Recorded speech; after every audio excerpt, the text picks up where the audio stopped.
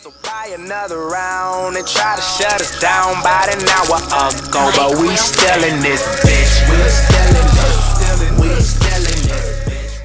What is going on, everybody? What is going on, YouTube? Not your average flight, and it is time to get right.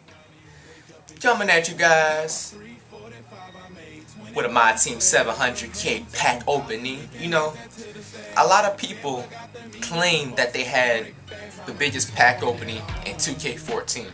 You know, with the little 300K. Even though I was one of the first people to post something like that, I'm just like throwing it out there. Or ranging from 550K. That person claimed that was the biggest pack opening. Inside, I laughed. I'm bringing you guys a 700K pack opening video. This will be the biggest pack opening on YouTube, undoubtedly. This will probably most likely be my last pack opening until next gen. So I hope you guys can enjoy this entire video. I have a lot to talk to you guys about, especially with NBA 2K14 next gen, NBA Live 14, next gen systems, a redecision on me deciding what system I'm going to get, which is going to be either the PS4 or Xbox One, because when I found out like the last couple days about the PS4, it kind of caught my eye, so that's why I might have to. Let me just start off with the new next gen systems first. Just to sit here and let you guys know, I'm leaning heavily towards picking the PS4 now, because I looked at my research for a second, because I didn't want to bandwagon like that on Xbox and just like throw them under the bus like that. So I had to do my research. I found out that statistically, on the systems, Xbox One is a weaker system when it comes to HD capacity. And what I mean by that, PS4 can run 1080i. Xbox One can only run up to 720. So I was thinking about it a little bit. I was just like, that's not that bad. Like, it's not gonna mean anything. But then again, I'm sitting here like, hold on. How is a system gonna be $100 more bucks, and it's gonna be the weaker system when it comes to HD? Now, if you think about it in bigger terms, now let's just say that I don't know anything else about the Xbox One other than that HD stuff. Now, if the PS4 is a stronger system in that category, who knows what other category the PS4 might be stronger than the Xbox One. So I'm sitting here, I don't want to take that chance. Like, that's $500, man. And the PS4 also comes out a week before Xbox One when I had looked at the release date again. So like now I'm thinking about, man, I think I have to change my decision. So I'm like 90% sure. I'm tired of changing my decisions, everybody. I apologize, but at the moment I am 90% sure that I will be snagging a PS4. I will let you guys know if I do change my mind, but right now I'm very, very likely to get the PS4 at the moment, because Xbox One effed up this year so bad. I don't understand how they first had that thing where you had to be, it was that Kinect thingy or whatever, that you had to have the Kinect on the play, and now people were complaining about that, and now all of a sudden they changed that. And so it looks like the Xbox One isn't even ready to be released yet. It looks like it's trying to rush its system to be released with the PS4 so it can be somewhere on time. That's why it's a week late. So I mean, who knows, like Xbox One can just change the release date right now and just say, we're not ready for our system to be announced, we gotta release it December 1st. Okay, if they do something like that, you're talking about, that's like 4 weeks without me guys bringing you guys some videos. Like, that's not gonna be cool if you ask me. Okay, now let's transfer over to 2K14 next gen. Now, I was playing the crew game yesterday, and I saw on Twitter, I couldn't believe it at first, because I was just like, nah, it's too early for it to come out. It's too early in the weeks before next gen comes out. But yes, indeed, I saw my first NBA 2K14 gameplay on the next gen that I showed you guys yesterday, and my face was in complete shock. I didn't know how to deal with it. It was mind-blowing, it was a new experience. Like, I felt the new experience. I felt the new game right away. Like, as soon as I clicked the start button on YouTube, I saw the new experience right away. I can already tell that that game is not a port over from next gen, which I was really dearly afraid of. Now, NBA 2K14 is going to feature some new modes. They already have a new engine called the Eco Motion, and we obviously know that the graphics are going to be way different than, you know, NBA 2K14 half-as current gen. Okay?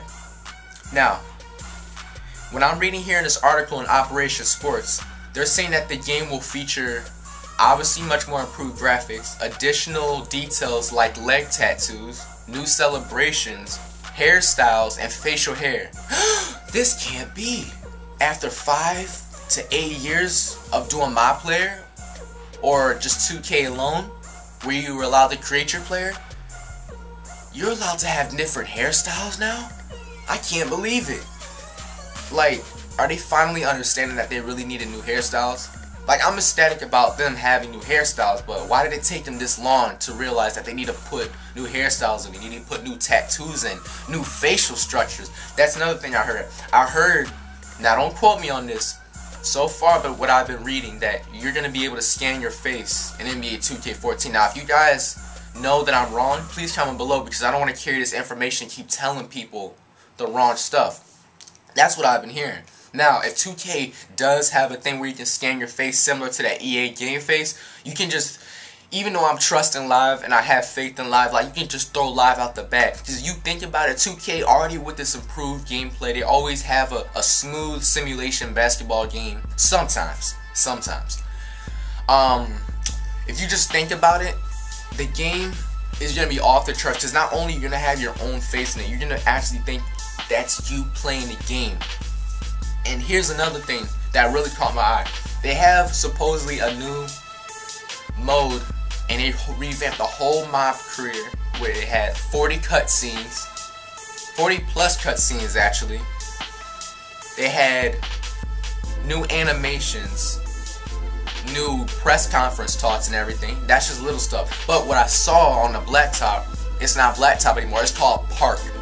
And now, not even that, they said 100 players can be online at a time. 100 players online at a single time. Are you kidding me? Like, I'm not even doubting that that can happen, but I'm really doubting how the servers are going to act up next gen. Then again, it is next gen, so they can hold more space in their system. I'm really trying to decipher how you can hold 100, not even Call of Duty can hold 100 players in their lobby. 100 players in the lobby. Not even that. They said you can transfer from different parts of the park playing 3v3 blacktop, 5v5. Now, I didn't hear that much information on crew. There is going to be crew in NBA 2K14. I know that for sure. But we don't know that if it's going to be in a stadium or not. That's the problem. That's the problem that I have right now. They can do everything they want in that little park mode, but it'll be defeating the purpose if you don't have crew in a stadium, because that's like an NBA Ballers Chosen One type of game, you know? And so, I'm looking forward to that game, man. It's gonna be off the charts. I don't even know what to say. Like, I'm just thirsty for, I'm just waiting to wake up to new information on 2K14 next gen every day.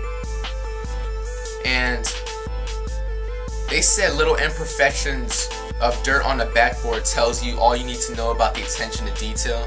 I mean, it looks like more 2K14 is worrying about the graphics and how the detail looks, rather than focusing on what the fans want and how to satisfy different people.